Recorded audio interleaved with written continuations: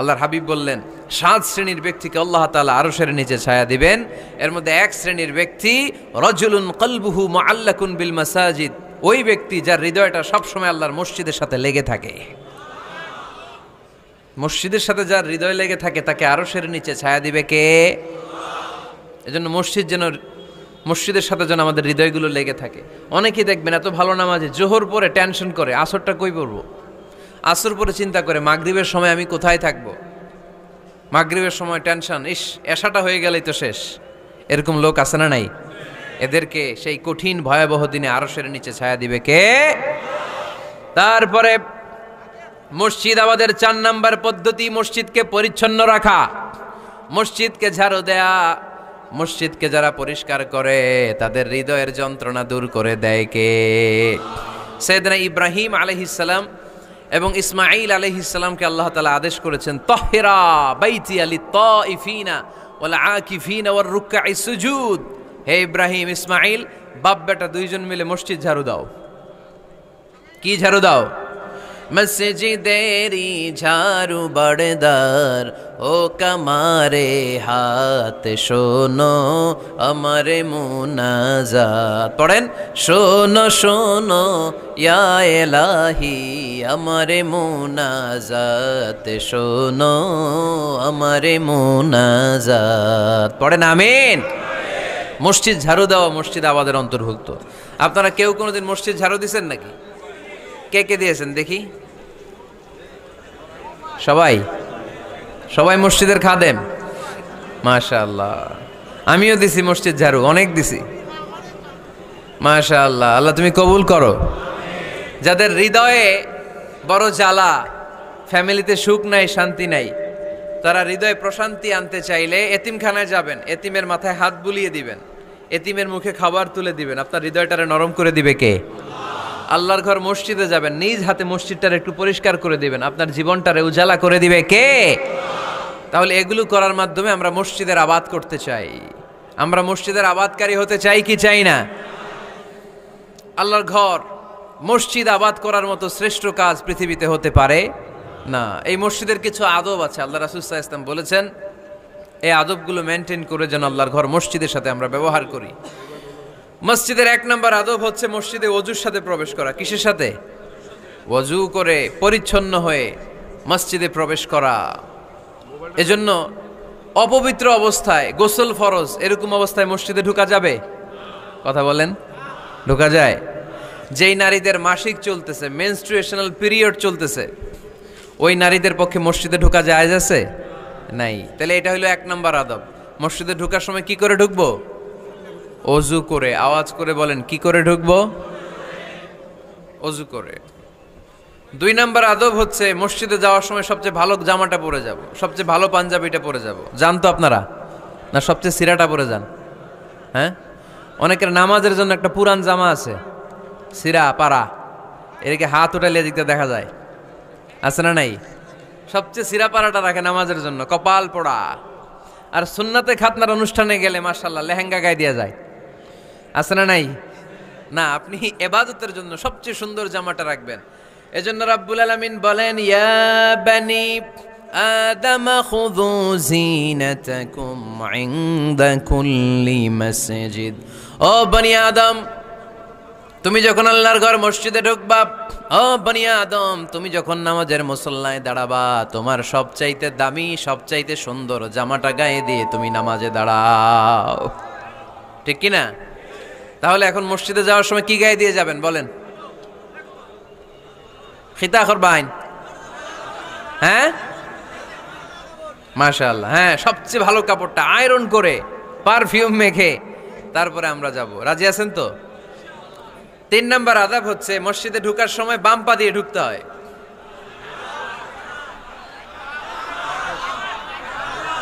কোন পা? আরো জোরে। এদেরকে গুতা মারা লাগে, নাইলে আওয়াজ বাড়ে না। এরকম ভলিউম টাইট করতে হয়, ভলিউম হাই করলে আর পরে বাড়ে, এমনি বলতে চায় না। আর ঘটনা কি? হ্যাঁ, খায় নাই। বদরের যুদ্ধ হয়েছিল রমাদানে, কোনো সাহাবী খায় নাই, না খাইয়া একেবারে সাইজ করে দিছে কাফেরদেরকে। আমরা না খেলেও আমাদের হৃদয়ে ইমানি শক্তি আছে না নাই? এই তো বোঝা যাচ্ছে মানে শক্তি আছে। এতক্ষণ আছিল কই? তা মসজিদে ঢুকার সময় কোন পা দিয়ে? এগুলো মনে থাকে আমাদের? ভুলা যাই আমরা, খেয়াল থাকে না তো এগুলা। এত কিছু মনের মধ্যে রাখলে এগুলো মনে থাকবে কেমনে? মসজিদে ঢুকার সময় কোন পা? আরো জোরে। বেরোয়ার সময় কোন পা? মনে থাকবে? মসজিদে যখন ঢুকবেন ডান পা দিয়ে ঢুকবেন, আর দোয়া পড়বেন আউযু বিল্লাহিল আযীম ওয়া বিওয়াজহিল কারীম ওয়া সুলতানিহিল কদীম মিনাশ শাইতানির রাজীম। বিষ্ণু ইসা ইসলাম বললেন, যে ব্যক্তি মসজিদে ঢোকার সময় এই দোয়াটা পড়বে, শয়তান আফসোস শুরু করে, সে বলে হায় হায়, আজকের দিনের জন্য, সারা দিনের জন্য তো তুই আমার ওয়াসওয়াসা থেকে বেঁচে গেলি, আজকের সারা দিনের জন্য তোরে আমি হারালাম, আজকের সারাটা দিন আল্লাহর পক্ষ থেকে প্রোটেকশন নিয়ে তুই বেঁচে গেলি, আজকের জন্য যা, কালকে তোরে আমি ধরবো। এজন্য এই দোয়াটা পড়ার দরকার আছে না? আউযু বিল্লাহিল আযীম ওয়া বিওয়াজহিল কারীম ওয়া সুলতানিহিল কদীম মিনাশ শাইতানির রাজীম। 4টা বাক্যের দোয়া। মুখস্থ করতে কষ্ট হলে যে ইউটিউবে চলে যাবে আজকেই, ওখান থেকে শুনে আপনারা মুখস্থ করে নেবেন, এই দোয়াটা পড়বেন, তাহলে ওই দিনের জন্য শয়তানের ওয়াসওয়াসা, টেম্পটেশন, প্রভোকেশন থেকে আপনি আল্লাহ তাআলার প্রোটেকশনে চলে গেলেন। সুবহানাল্লাহ পড়েন। তারপরে আল্লাহর হাবিব বললেন, ঢোকার আগে আমারে সালাম দাও। পড়বেন আসসালামু আলাইকা আইয়ুহান নাবিয়্যু ওয়া রাহমাতুল্লাহি ওয়া বারাকাত। এই দুইটা জিনিস যখন করে ফেললেন, তখন ডান পা দিয়ে পড়বেন আল্লাহুম্মা আফতাহ লি আবওয়াবা রাহমাতিক। সুবহানাল্লাহ পড়েন। আল্লাহুম্মা আফতাহ লি, ও আল্লাহ আমার জন্য তুমি খুলে দাও আবওয়াবা রাহমাতিক, তোমার রহমতের দরজা। তার মানে মসজিদে ঢুকলে রহমত পাওয়া যায় কি যায় না? মসজিদে ঢুকলে পাওয়া যায় রহমত, মসজিদের বাইরে রহমতের কথা আল্লাহ বলে নাই। মসজিদের ভিতরে রহমত। কোথায় রহমত? কোথায়? মসজিদের ভিতরে রহমত আছে না? তার প্রমাণ, মসজিদে ঢুকলেই শান্তি লাগে কেমন জানি, আর ঘুমে ধরে। মসজিদে ঘুমাইছেন কারা কারা দেখি? সবাই ঘুমাইছেন? আরে আমি কত ঘুমাইছি। জুমার নামাজের সময় যে কি ঘুম আসে, আসে আসে, কমন পড়ছে, একেবারে কমন পড়ে গেছে, ঘুম আসে। কারণ রহমত, রহমতের ঝিরি ঝিরি বাড়িধারা আল্লাহ তাআলা আরশের উপর থেকে নাজিল করতে থাকেন, আর এই রহমতের কারণে হৃদয়টা প্রশান্ত হয়ে যায়, অনেকের ঘুমও চলে আসে, ঠিক কি না? এজন্য আল্লাহুম্মা আফতাহ লি আবওয়াবা রাহমাতিক, ও আল্লাহ তোমার রহমতের দরজাগুলো আমার জন্য খুলে দাও। এই দোয়া পড়লে রহমতের দরজা খুলে দেয় কে? আবার মসজিদ থেকে যখন বের হবেন তখন কোন পা দিয়ে? জোরে বলেন। বাম পা দিয়ে কি পড়বেন? আল্লাহুম্মা ইন্নী আসআলুকা মিন ফাদলিক, ও আল্লাহ তোমার কাছে আমি তোমার পক্ষ থেকে ফদল চাই, মানে রিজিক চাই, রিজিক দেয়ার মালিক কে? তার মানে খুব সোজা সাপটা কথা হচ্ছে, মসজিদের ভিতরে পাওয়া যায় রহমত, আর বাইরে পাওয়া যায় ফদল বা রিজিক। বাইরে পাওয়া যায় কি? রিজিক। মসজিদের ভিতরে রিজিক আছে, তার মানে সারাদিন মসজিদে বসে থাকলে রিজিক মিলবে? নামাজের সময় নামাজ পড়তে হবে, কাজের সময় কাজ করতে হবে, এটাই হচ্ছে ইসলামের বিধান। নামাজের সময় নামাজ, কাজের সময়, আমি প্রশ্ন করব আওয়াজ করে উত্তর দেন, নামাজের সময়, কাজের সময়, নামাজের সময়, কাজের সময়, এটা মনে থাকবে। এজন্য আল্লাহ বললেন ফাইদা কুদিয়াতিস সালাতু ফান্তাশিরু ফিল আরদি ওয়াবতাগু মিন ফাদলিল্লাহ, যখন তোমাদের সালাত শেষ হয়ে যায়, আল্লাহর রিজিক অন্বেষণের জন্য আল্লাহর জমিনে তোমরা ছড়িয়ে যাও। নামাজের সময় আসবেন, নামাজ শেষ বের হয়ে যান। ফান্তাশিরু ফিল আরদ, জমিনে ছড়িয়ে পড়ো। নামাজ শেষ, চেয়ারম্যান সাহেব চলে যাবে ইউনিয়ন পরিষদের ভেতরে, ছাত্ররা চলে যাবে হাই স্কুলে, মেম্বার অব দ্য পার্লামেন্ট চলে যাবে সংসদে, সেনাবাহিনীর লোকেরা চলে যাবে ক্যান্টনমেন্টে, ব্যবসায়ীরা চলে যাবে তাদের বাজারে, সিএনজি ওয়ালারা সিএনজি নিয়ে ব্যবসা শুরু করবে, রাস্তায় নেমে যাবে, চিল্লায় বলেন ঠিক কিনা? এটাই ইসলামের বিধান। নামাজের সময় নামাজ, কাজের সময়। আচ্ছা, তাহলে প্রথম সুন্নাত পেলাম, পবিত্র হয়ে ঢুকবো, ভালো জামা পরে ঢুকবো, 2 নাম্বার। 3 নাম্বার, ঢুকার সময় কোন পা? বের হওয়ার সময়। 4 নাম্বার, মসজিদে ঢুকেই 2 রাকাত। মসজিদে ঢুকে কয় রাকাত পড়েন আপনারা? তাহিয়াতুল মসজিদ, মসজিদে আপনি ওয়েলকাম জানাবেন, ঢুকেই 2 রাকাত পড়বেন, ওযু করলেই 2 রাকাত। আল্লাহর হাবিব সাল্লাল্লাহু আলাইহি ওয়াসাল্লাম মসজিদে নববীতে জুমার খুতবা দিচ্ছেন। খুতবা চলাকালীন সময়ে এক সাহাবী এসে মসজিদের মধ্যে বসে পড়লেন। আল্লাহর হাবিব সাল্লাল্লাহু আলাইহি ওয়াসাল্লাম সাহাবীরে বললেন, দাঁড়াও। সাহাবী দাঁড়ালেন। আল্লাহর নবী জিজ্ঞেস করলেন, কেন বসে পড়লা? 2 রাকাত পড়ছো নাকি? সাহাবী বলে, পড়ি নাই। বিশ্বনবী বললেন, তাহলে তাড়াতাড়ি 2 রাকাত নামাজ পড়ে বসে যাও। সুবহানাল্লাহ পড়েন। 2 রাকাত পড়ো নাই তো পড়ো, দাঁড়াও, তারপরে বসো। দেখেন, খুতবা চলাকালীন সময়ে আমাদের খতিবরা কখনো খুতবা থামায়? কথা বুঝেন নাই? জুমার খুতবা আপনারা শুনেন না? খুতবা চলতেছে, ওই মুহূর্তে ইমাম সাহেবরা কখনো খুতবা থামায়? মাঝখানে কোনো ঝামেলা হলে থামায় না। প্রথম খুতবা শেষ, বসে, তারপরে দ্বিতীয় খুতবা। খুতবার মাঝখানে কোনো থামাথামি নাই। কিন্তু আল্লাহর হাবিব সাল্লাল্লাহু আলাইহি সাল্লাম কেমন খতিব ছিলেন দেখেন। আল্লাহর হাবিব সাল্লাল্লাহু আলাইহি সাল্লামের খুতবা দেওয়ার স্টাইল অ্যান্ড অ্যাটিটিউড এবং আমাদের খুতবা দেওয়ার স্টাইল অ্যান্ড অ্যাটিটিউড, আল্লাহ রাসূল সাল্লাল্লাহু আলাইহি সাল্লামেরটা কত প্রাণবন্ত ছিল। আল্লাহ রাসূল সাল্লাল্লাহু আলাইহি সাল্লাম সোসাইটি ওরিয়েন্টেড একজন পার্সোনালিটি ছিলেন, সমাজের মানুষ কেন্দ্রিক, খুব সামাজিক ছিলেন আল্লাহ রাসূল সাল্লাল্লাহু আলাইহি সাল্লাম। তিনি দেখলেন একজন বসে পড়ছে, উনি খুতবা থামায় দিলেন। জুমার খুতবা থামায় বললেন, এই নামাজ পড়ছো না? পড়ো, 2 রাকাত পড়ো। আবার খুতবা শুরু করলেন। সুবহানাল্লাহ পড়বেন না? একবার তিনি খুতবা দিচ্ছেন, দেখলেন আল্লাহ রাসূল সাল্লাল্লাহু আলাইহি ওয়াসাল্লামের 2 জন নাতি হাসান আর হোসাইন রাদিয়াল্লাহু তাআলা আনহুমা, ছোট্ট মানুষ, কাতারের ভিতরে ঢুকে কোন সাহাবী টুপি টান দেয়, কারো পাগড়ি ধরে টান দেয়, একজন এদিকে দৌড় দেয়, আরেকজন ওদিকে দৌড় দেয়। মসজিদে একটা ডিস্টার্ব হচ্ছে। আল্লাহর হাবিব সাল্লাল্লাহু আলাইহি ওয়াসাল্লাম খুতবা থামিয়ে দিলেন, মিম্বার থেকে নেমে আসলেন, 2 নাতিকে 2 হাতে ধরলেন, ধরে আস্তে করে জান্নাতের এই 2 সর্দারকে নিয়ে মিম্বারের উপরে দাঁড়ালেন। এই হাতে এই নাতি, ওই হাতে আরেক নাতি। এরপর দাঁড়িয়ে দাঁড়িয়ে তিনি বাকি খুতবা দিলেন। পড়েন সুবহানাল্লাহ। কত প্রাণবন্ত খুতবা। উনিও খুতবা দিতেন, আমরাও খুতবা দেই। আল্লাহর হাবিব সাল্লাল্লাহু আলাইহি ওয়াসাল্লাম খুতবা দিচ্ছেন। এক সাহাবী এসে বলল, ইয়া রাসূলুল্লাহ, মদিনায় দুর্ভিক্ষ, বৃষ্টি নাই, আপনি বৃষ্টির দোয়া করেন। রাসূল সাল্লাল্লাহু আলাইহি ওয়াসাল্লাম খুতবা থামায় দিলেন, থামাই দিয়ে দোয়া শুরু করলেন। আল্লাহুম্মা আসকিনা গাইসান মুগীসান মারিআন মুরিআন নাফিআন গায়রা দার আজিলান গায়রা আজল। আল্লাহ, উপকারে বৃষ্টি দেন, যে বৃষ্টিতে আমাদের ফসল জন্মাবে, সবুজ ঘাস লতা পাতা জন্মাবে, আমাদের গবাদি পশুর রিজিক বাড়বে, এরকম উপকারে বৃষ্টি আমাদেরকে দিয়ে মদিনাটারে ধন্য করে দেন। বৃষ্টি শুরু হলো। জুমাবার বৃষ্টি, শনি রবি সোম মঙ্গল বুধ বৃহস্পতি শুক্র, টানা 7 দিন বৃষ্টি। এবার বৃষ্টির চোটে মদিনায় বন্যা হয়ে গেছে। এতদিনে দুর্ভিক্ষ, এতদিনে কি? এখন বৃষ্টির বরকতের দোয়া করছে, বৃষ্টিতে এবার বন্যা। যেই সাহাবী বৃষ্টির জন্য দোয়া করতে বলেছিলেন, পরের জুমাবারের খুতবার সময় এসে ওই সাহাবী বলেন, ইয়া রাসূলুল্লাহ, আবার খুতবার মাঝখানে, ইয়া রাসূলুল্লাহ, আর বৃষ্টির দরকার নাই, আর দরকার নেই, এবার বৃষ্টি বন্ধের দোয়া করেন। আল্লাহর হাবিব সাল্লাল্লাহু আলাইহি ওয়াসাল্লাম খুতবা থামিয়ে আবার বন্ধের দোয়া, আল্লাহুম্মা হাওয়ালাইনা ওয়ালা আলাইনা। হে আল্লাহ, আমাদের চারিদিকে দেন, মদিনাতে আর বৃষ্টির দরকার নাই। চিল্লায় পড়েন সুবহানাল্লাহ। এজন্য খতিব হবে এরকম প্রাণবন্ত খতিব। সমাজে কি চলে, কি ক্রাইসিস, কি সংকট, ইয়াংরা কোন সমস্যায় ভোগে, আমাদের রাজনৈতিক অঙ্গনে কি সমস্যা, আমাদের অর্থনৈতিক অঙ্গনে কি সমস্যা, আমাদের সামাজিক অঙ্গনে কি সমস্যা, আমাদের পরিবারগুলোর ভেতরে কি ঝামেলা, প্রত্যেকটা কথা মসজিদের মিম্বার থেকে আসার দরকার আছে না নাই? আল্লাহর হাবিব সাল্লাল্লাহু আলাইহি ওয়াসাল্লাম এভাবেই সমাজকে ঠিক করে দিতেন। 2 রাকাত মসজিদে ঢুকে আজকে থেকে আমরা পড়ব। মসজিদে ঢুকলেই কয় রাকাত মনে থাকবে না ভুলে যাবেন? তারপরে আল্লাহর হাবিব সাল্লাল্লাহু আলাইহি ওয়াসাল্লাম বলেছেন, খবরদার কবরের উপর মসজিদ বানিও না। কবরস্থান একদিকে, মসজিদ আর একদিকে। কিন্তু বাংলাদেশে মসজিদের সাথে কবর মিলানো আছে না নাই? ছোট্ট একটা মসজিদ, কিন্তু এত বড় বাবার কবর আছে না নাই? না, এগুলো করবেন না আপনি।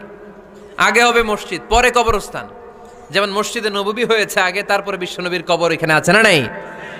মসজিদে নববী প্রতিষ্ঠিত হয়েছে আগে, পরে বাকি কবরস্থান আছে না নাই? কিন্তু কোন আল্লাহর ওলির কবরস্থানের উপরে যদি মসজিদ বানান, তার উপর লানাত দিয়েছে কে? লাআনা রাসূলুল্লাহ আলাল ইয়াহুদ ওয়ান নাসারা ইত্তাখাযু কুবুর আমবিয়াইহিম মাসাজিদা। আল্লাহ আল্লাহর রাসূলের লানত ইহুদি নাসারাদের উপর, কারণ ইহুদি আর নাসারাদের একটা খাসলাত, একটা বৈশিষ্ট্য ছিল, তারা তাদের নবীদের কবরের উপরে মসজিদ বানায় ফেলতো। এটা করা যাবে? এজন্য এলাকায় এলাকায় এই ঝামেলা, কবর আর মসজিদ হবে আলাদা।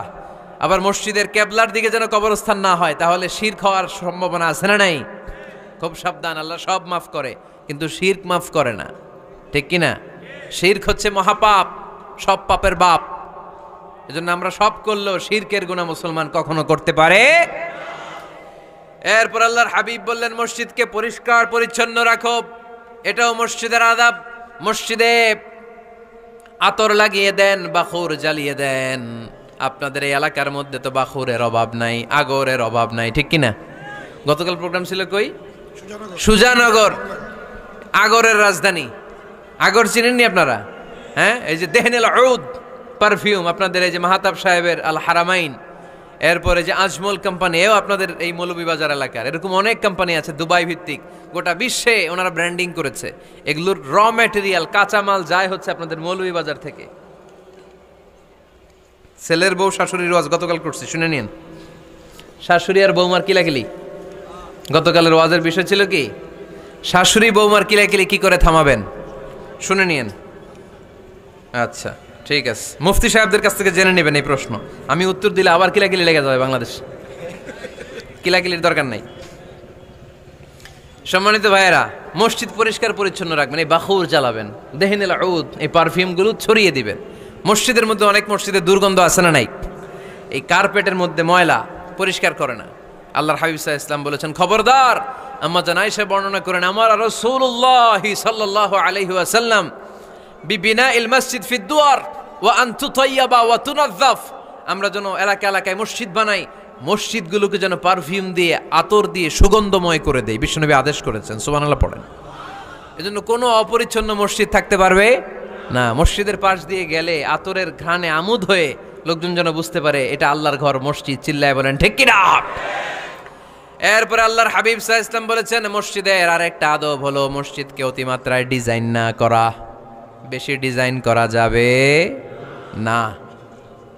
এমন ডিজাইন করা যাবে না যে এটা মসজিদ বোঝাই যায় না। এত লাইটিং ফাইটিং করে, এটা কি মসজিদ না কমিউনিটি সেন্টার বোঝাই যায় না?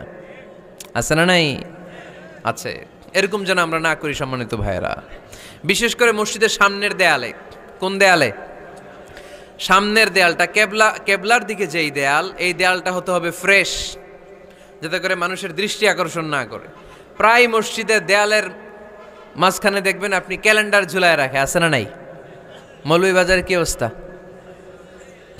খিতা খবর আছে? তো এই যে ক্যালেন্ডার ঝুলায় রাখে, ওইখানে দেখবেন বিভিন্ন মসজিদের ছবি, এতিমখানার ছবি, মানুষের ছবি। তো মানুষ নামাজও পড়ে, আবার ওগুলোও তাকায়, আছে না নাই? প্রথম কাতারে পরে ওইখানে কি লেখা, এগুলো পরে, তার ডিস্টার্ব হচ্ছে না? এই মুসল্লির দৃষ্টি যাতে অন্যদিকে না যায়, এটা খেয়াল রাখতে হবে। যদি পারা যায়, মসজিদের সামনে কোনো ঘড়ি টড়ি চলবে না। ঘড়ি মসজিদের পেছনের দেয়ালে, সময়সূচি পেছনের দেয়ালে, সব পেছনে। সময় কয়টা বাজে ওটা ইমাম দেখলেই চলবে, ইমাম এভাবে দেখে নিবে, আপনারাও দেখে নেবেন। কিন্তু সামনের দেয়ালটা যত সিম্পল করা যায়। আল্লাহর হাবিব সাল্লাল্লাহু আলাইহি ওয়াসাল্লাম নামাজ পড়া অবস্থায় সামনে এমন কিছু রাখতেন না যেটার দ্বারা আল্লাহর হাবিব সাল্লাল্লাহু আলাইহি ওয়াসাল্লামের সালাতে মনোযোগ অন্যদিকে চলে যায়। আমরা যখন সালাত পড়ি, যদি অন্যদিকে তাকাই, ফেরেশতার মাধ্যমে আল্লাহ একটা ডাক দেয়, বলে আকবিল, এই বান্দা ফিরে আয়, তোর নজর থাকা দরকার সেজদার জায়গায়, ফিরে আয়। আপনি আবার যখন অন্যদিকে তাকান, আল্লাহ বলে ফিরে আয়, সেজদার দিকে তাকা। আপনি আবার যখন ঘড়ির দিকে তাকান, আল্লাহ বলে আকবিল, ফিরে আয়, সেজদার দিকে তাকা। আপনি যখন আবার অন্যদিকে তাকান, তখন আল্লাহ বলে লা হাজাতা লি ইলা সালাতিক, তোর এই নামাজের দরকার আমার নাই। নাউজুবিল্লাহ পড়বেন না? তোর এই নামাজের দরকার আমার নাই। অজু করে কষ্ট করে যাকে খুশি করার জন্য আপনি সালাতে দাঁড়ালেন, উনি যদি বলে এই নামাজের দরকার নাই, তা কার জন্য নামাজ পড়লেন আপনি? কথা কি বুঝতে পেরেছেন? এই জন্য এলাকার গণ্যমান্য ব্যক্তিবর্গ আছে, আমাদের চেয়ারম্যান সাহেব আছে, আরো অন্যান্য বিজনেস ম্যাগনেটরা আছে। আপনারা মসজিদ যখন নির্মাণ করবেন, সামনের দেয়ালটা যত সাদামাটা হতে পারে ততই ভালো। এমনকি জায়নামাজের মধ্যে এখন কাবা ঘরের ছবি আছে না নাই? আছে না? কি মুসলমান আমরা, নিজের কাবারে নিজে লাথি মারি নামাজের আগে, মনের অজান্তে নিজের কাবাকে নিজে লাথি মারছি। এরকম জায়নামাজ ব্যবহার করা নিষেধ। চিল্লায় বলেন ঠিক কি না? সাদা ফ্রেশ জায়নামাজ বাজারজাত করেন, আপনাদের সিদ্ধান্তই ওনাদের ব্যবসা বয়কট হয়ে যাবে।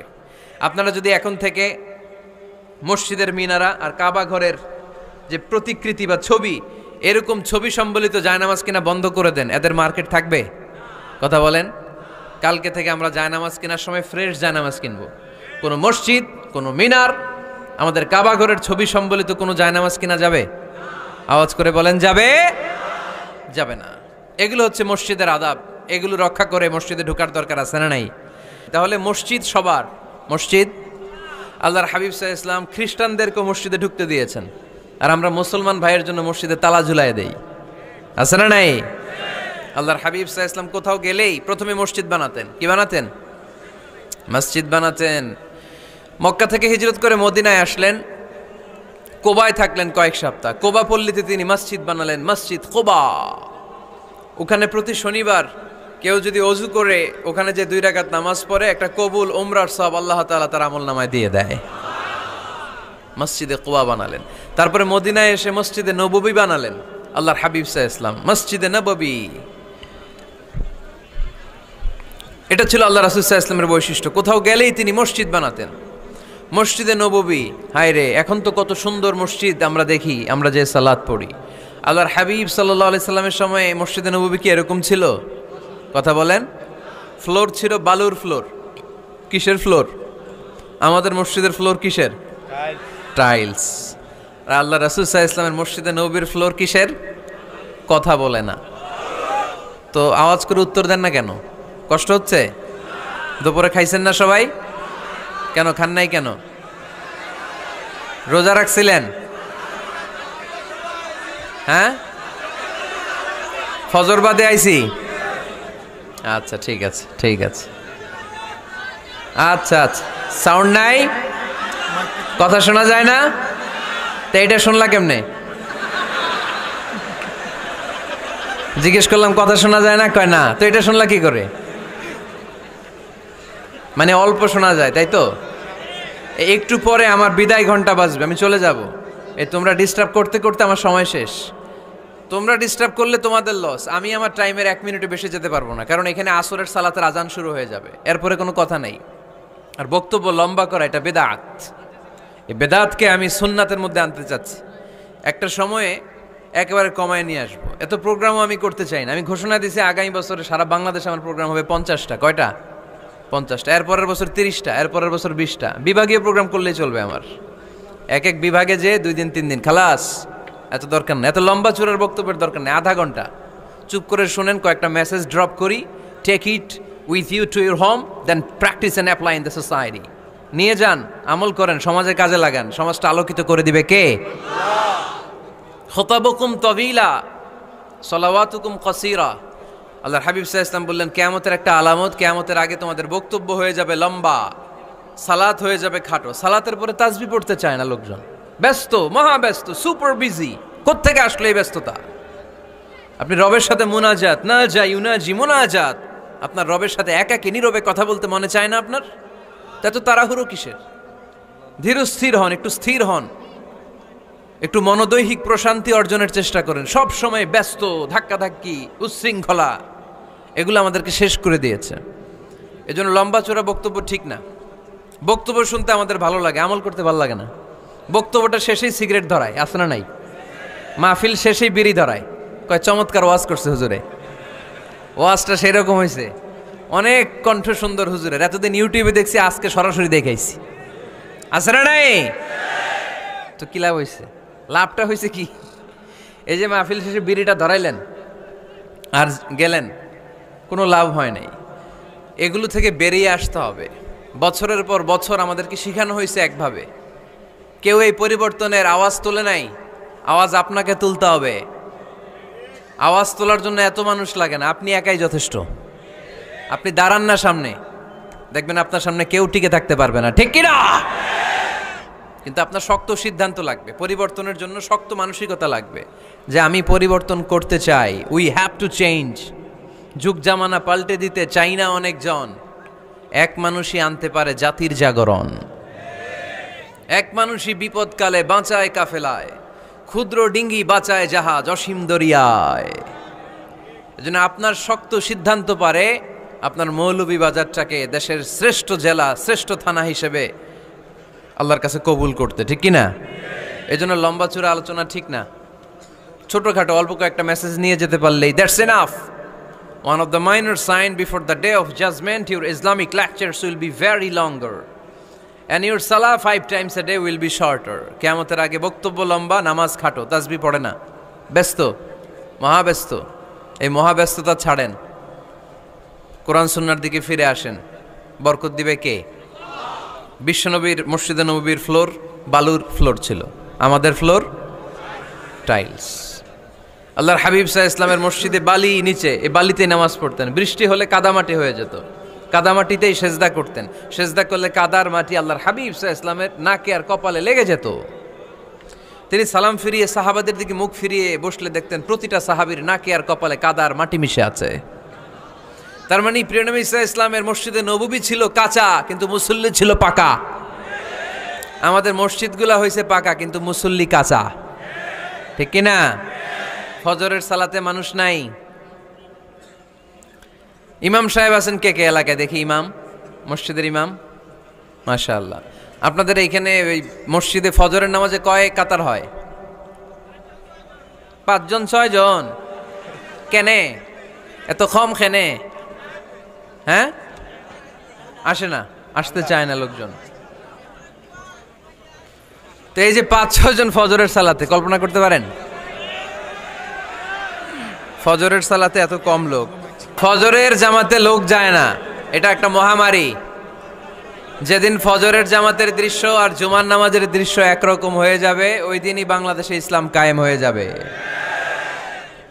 এখন স্লোগান তোলে বিপ্লব বিপ্লব, ইসলামী বিপ্লব।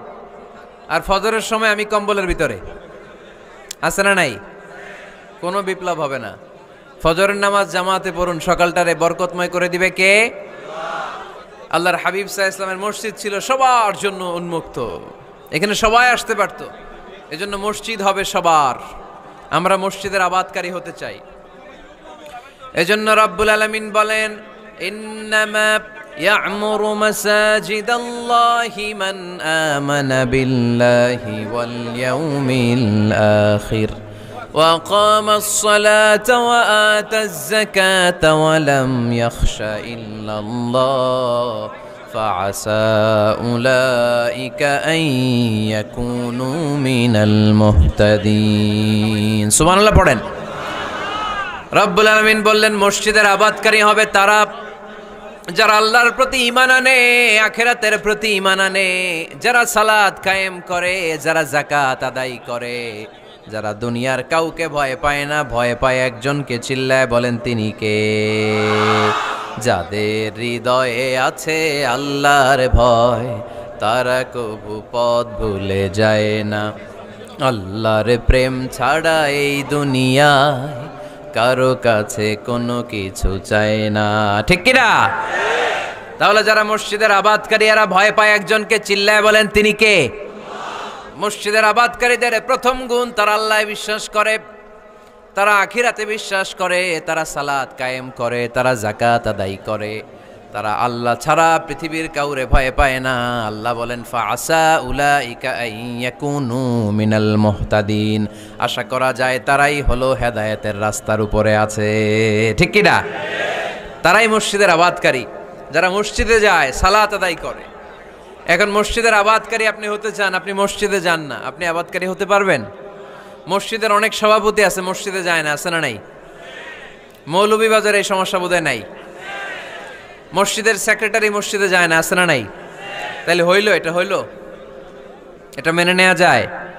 এজন্য সভাপতি সাহেবরা, আপনি কষ্ট করে মসজিদ বানিয়েছেন, মসজিদে যাবেন। এই কথা বলেন কেন? এত দিকে বিশৃঙ্খলা হইলে কেমন হবে? বসেন আর অল্প কয়েক মিনিট। সভাপতি সাহেব আপনি মসজিদে যাবেন, সেক্রেটারি সাহেব আপনি মসজিদে যাবেন, তাহলে আপনি সঠিক মসজিদের আবাদকারী হবেন, ঠিক কিনা? আমরা মসজিদের আবাদকারী হতে চাই, ইনশাআল্লাহ পড়েন। উমরানুল মাসাজিদ, মসজিদের আবাদ কি করে করতে হয়? মসজিদ আবাদ করার 1 নাম্বার মাধ্যম হচ্ছে মসজিদ নির্মাণ করা। কি করা? নির্মাণ করা। খেয়াল করবেন, আল্লাহর হাবিব সাল্লাল্লাহু আলাইহি ওয়াসাল্লাম বলেছেন, মান বানা মসজিদান মিন মালিহি ফিদ দুনিয়া বানাল্লাহু লাহু বাইতান ফিল জান্নাহ। যে ব্যক্তি নিজের পকেটের টাকা খরচ করে দুনিয়াতে মসজিদ বানায়, আল্লাহ তাআলা তার জন্য জান্নাতে ঘর বানায়। 60টা জিনিস মানুষ মরে যাওয়ার পরে তার কবরে পৌঁছতে থাকে। ইন্না মিম্মা ইয়ালহাকুল মুমিন মিন হাসানাতিহি বা'দা মাউতিহি। মানুষ মরে যাওয়ার পরেও যে 60টা জিনিস তার কবরে পৌঁছায়, তার মধ্যে একটা হচ্ছে মসজিদান বানাহু। সে যে মসজিদ বানিয়ে গিয়েছে, ওই মসজিদের সওয়াব। সুবহানাল্লাহ পড়েন। আপনি টাকা দিয়ে মসজিদ বানিয়ে দিলেন, ওই মসজিদে মুসল্লিরা নামাজ পড়ে, রোজাদাররা এসে ওখানে ইফতার খায়, তাহাজ্জুদ আদায়কারীরা তাহাজ্জুদ পড়ে, তাদের সওয়াবের কমতি হবে না, কিন্তু তাদের সওয়াবের একটা পার্সেন্টেজ সওয়াব যে ব্যক্তি মসজিদ বানালো তার আমল নামে আল্লাহ ঢুকিয়ে দেয়। এজন্য বেশি বেশি মসজিদ বানাতে রাজি আছেন তো? তাহলে মসজিদ আবাদ করার প্রথম মাধ্যম হচ্ছে মসজিদ বানানো। 2 নাম্বার মাধ্যম হচ্ছে মসজিদে যে জামাতে সালাত আদায় করা। জামাতে সালাতুল জামাআ তাফদুলু সালাতাল ফাযযি ব27 দারাজা। ঘরে নামাজ পড়লে একা একা পড়লে যেই সওয়াব, জামাতে পড়লে 27 গুণ বেশি সওয়াব। সুবহানাল্লাহ বলতে পারলেন না? হে নামাজি আমার ঘরে নামাজে পড়ো আজ, দিল মে তোমার চরণ তলে হৃদয় যায় নামাজ। হে নামাজি আমার ঘরে নামাজে পড়ো আজ, দিল মে তোমার চরণ তলে হৃদয় যায় নামাজ। পড়েন আল্লাহু আকবার। কি সুন্দর লিখেছেন কাজী নজরুল ইসলাম। মসজিদ কেমন যেন মসজিদ তার নিজের ভাষায় আল্লাহর কাছে কেঁদে কেঁদে ফরিয়াদ জানায়, আল্লাহ নামাজিরা আমার ঘরে আসে না, কি সুন্দর টাইলস, কি সুন্দর মুসল্লা, কি সুন্দর এয়ার কন্ডিশন, সব আছে কিন্তু মুসল্লি নাই, ঠিক কিনা? মসজিদগুলো আল্লাহর কাছে ফরিয়াদ জানায়। এজন্য আমরা যেন মসজিদমুখী হই। কি মুখী? আওয়াজ করে বলতে হবে, কি মুখী? মসজিদমুখী। তাহলে মসজিদ আবাদের 1 নাম্বার পদ্ধতি মসজিদ বানানো, 2 নাম্বার মসজিদে বেশি বেশি যে জামাতে সালাত আদায় করা, 3 নাম্বারে মসজিদের সাথে সম্পর্ক জুড়ে দেওয়া, হৃদয়টা যেন সবসময় মসজিদের সাথে লেগে থাকে।